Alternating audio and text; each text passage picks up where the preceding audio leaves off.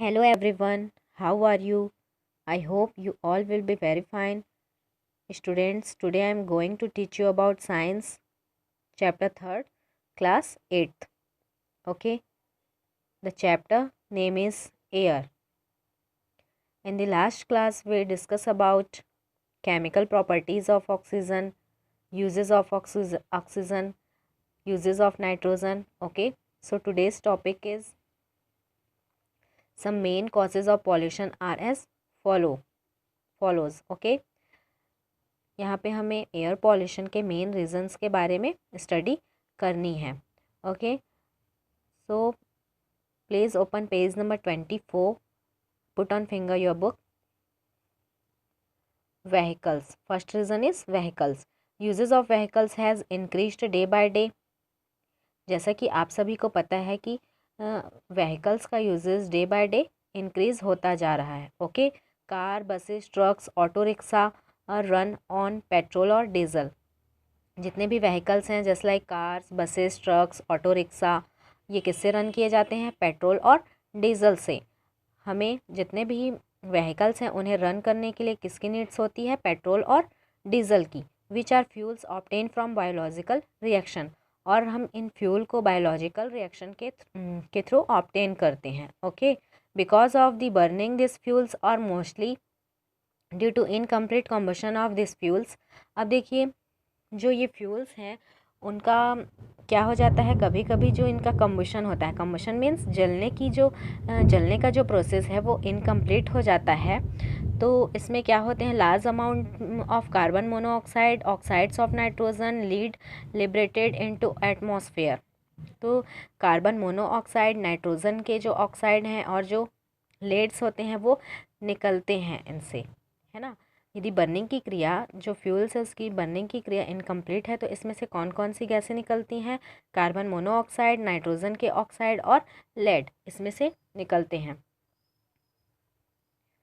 The gases seriously injure human health, vegetation on other object along with the increased number of vehicles in the cities. Other causes such as engine of the vehicles, the technology used to vehicle beings new or old also conclusive in the increase or decrease of air pollution.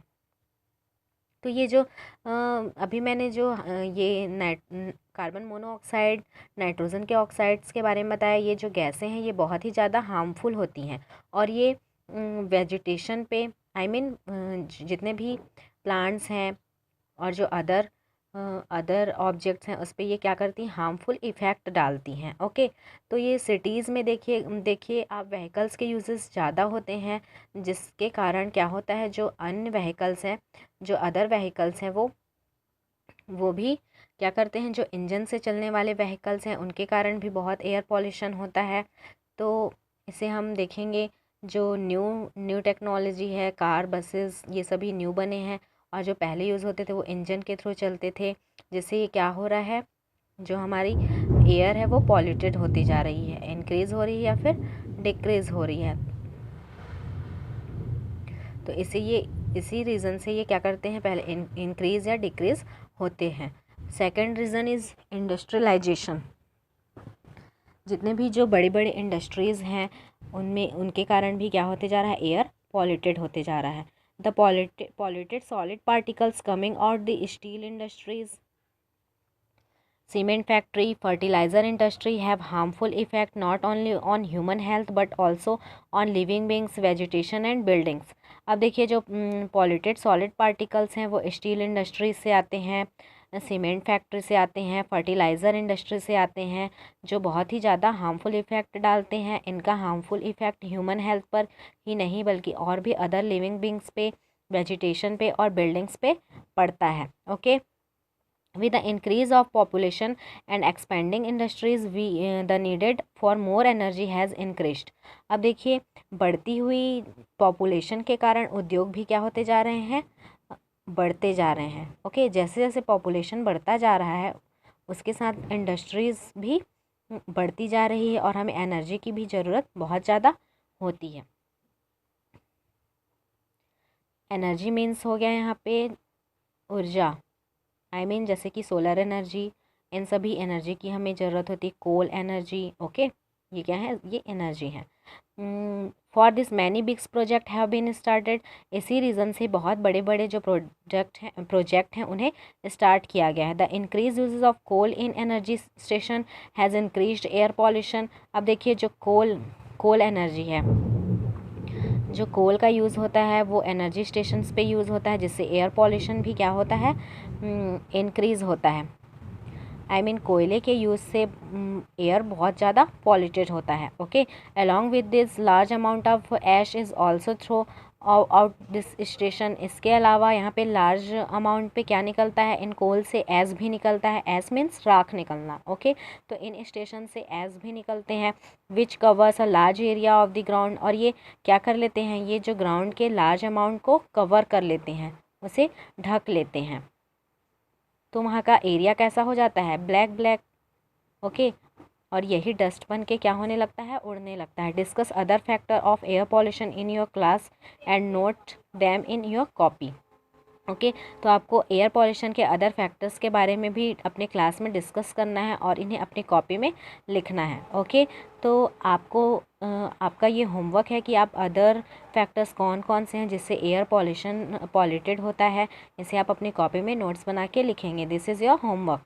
Okay, next topic is major to control air pollution.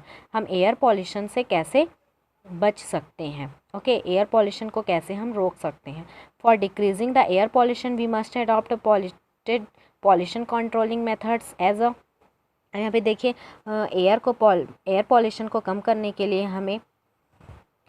हमें air polluting methods को adopt करना चाहिए, जैसे कि यहाँ पे दिया हुआ है। First is change the method of manufacture such as less quantity of polluting materials is liberated. हमें जो इंडस्ट्रीज़ में जहाँ पे मैन्युफैक्चर किया जाता है वहाँ पे हमें इस मेथड को चेंज करना चाहिए, जिससे हमें कम मात्रा में एयर पॉल्यूशन हो सके। Second, for energy production less polluting methods as solar energy and wind energy must be used.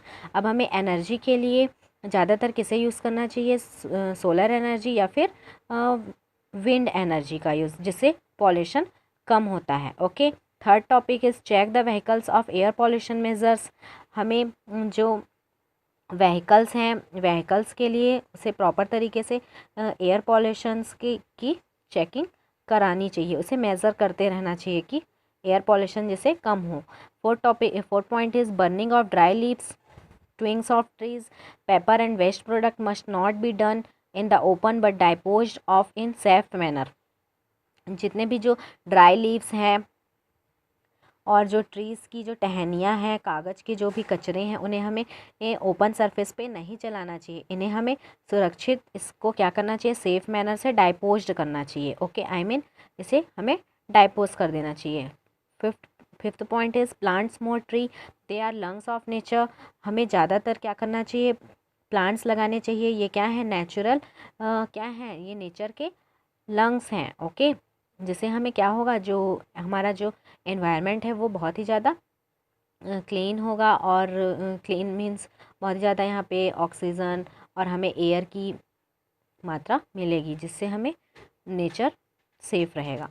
Okay, sixth point is increase the height of chimneys of factories so that polluting gases may be accumulate at lower levels.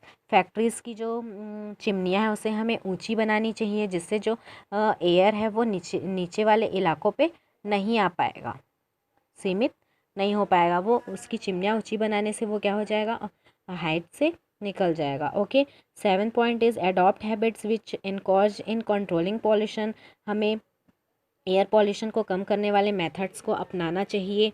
Okay, eighth is avoid smoking and in cause habit to avoid smoking.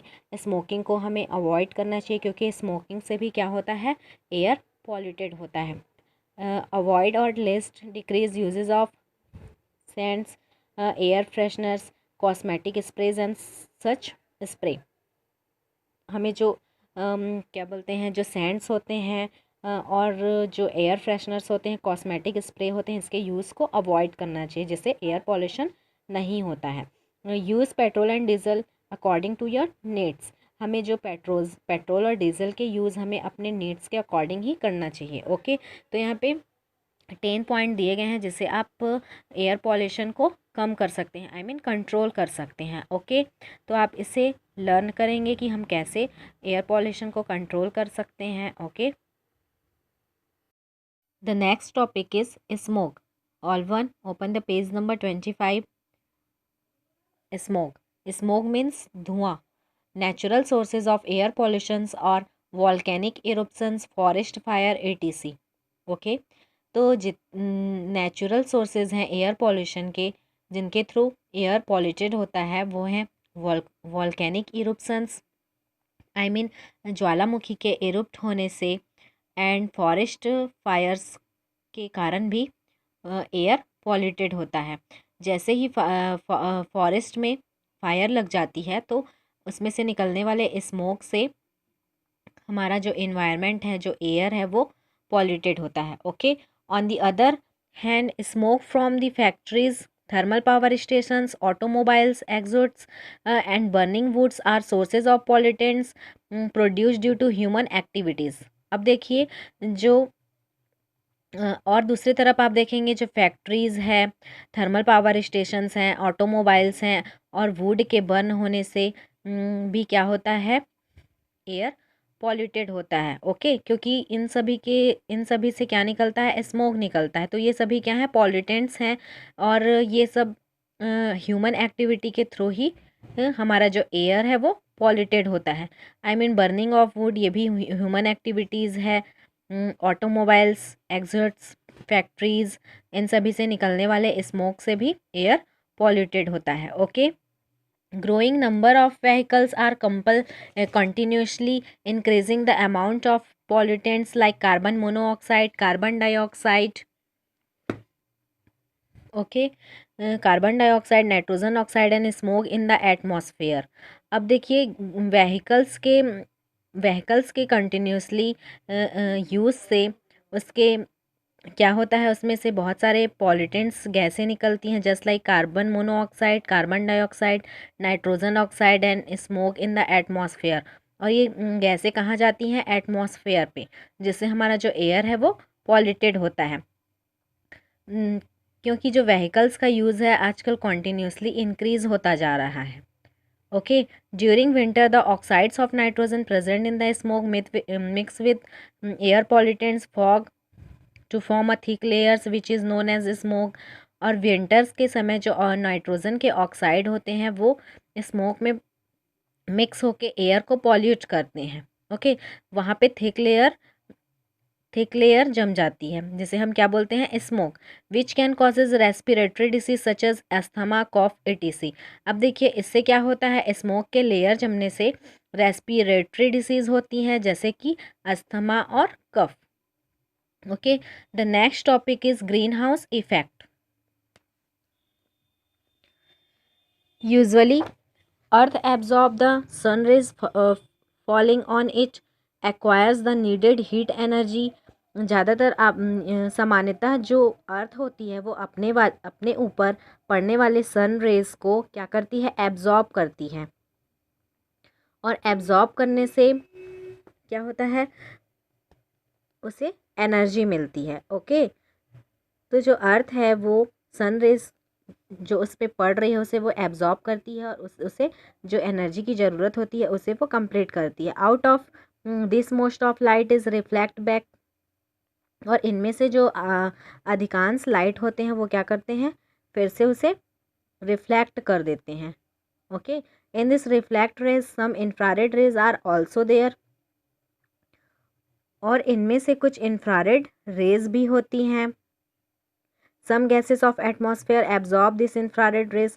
और जो कुछ गैसें होती हैं वो atmosphere पे ये infrared rays को क्या कर लेती हैं, एब्जॉर्ब कर लेती हैं, and stop them from going out of earth. और उन्हें रोक लेती हैं और अर्थ पे जाने से रोक लेती हैं।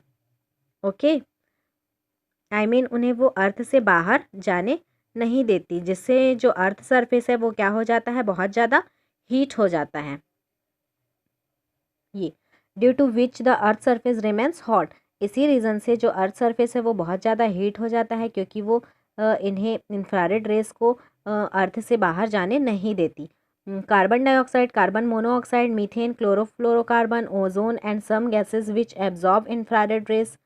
अब देखिए यहाँ पे जो कार्बन डाइऑक्साइड है, क्लोरोफ्लोरोकार्बन है, मीथेन है, ओजोन गैस है, जो इंफ्रारेड रेस को क्या कर लेती हैं, एब्जॉर्ब कर लेती हैं। These are known as green house gases. इन्हें हम क्या बोलते हैं, ग्रीन हाउस गैसेज बोलते हैं। Stopping the infrared rays by this gases is what we call green house effect. Okay, तो जो ग्रीन हाउस है उनके द्वारा इंफ्रारेड रेस को रोका जाना ही क्या कहलाता है, green house effect. Okay, in this had not been there, our earth would had been much colder as compared, and maybe the would had been no life here also. Okay, यदि जो यदि green house effect नहीं होता, green house effect नहीं होता तो जो earth surface है, अर्थ सरफेस के कंपेयर में वहाँ पे क्या होती, बहुत ज़्यादा ठंड होती, जिससे वहाँ पे लाइफ पॉसिबल नहीं होती। Okay, now can you say what the effect would be on temperature of earth if the amount of green house gases were increase due to polluted. क्या आप बता सकते हैं यदि एयर पॉल्यूशन के कारण ग्रीन हाउस में गैसों की जो मात्रा है वो बढ़ जाएगी तो पृथ्वी पर इसके टेम्परेचर का इफ़ेक्ट क्या पड़ेगा, इसका इफ़ेक्ट क्या होगा। ओके, आई मीन यदि एयर पॉल्यूशन के कारण ग्रीन हाउस में गैसों की मात्रा बढ़ जाए तो इसमें जो अर्थ है उसके टेम्परेचर पे क्या इफ़ेक्ट पड़ेगा।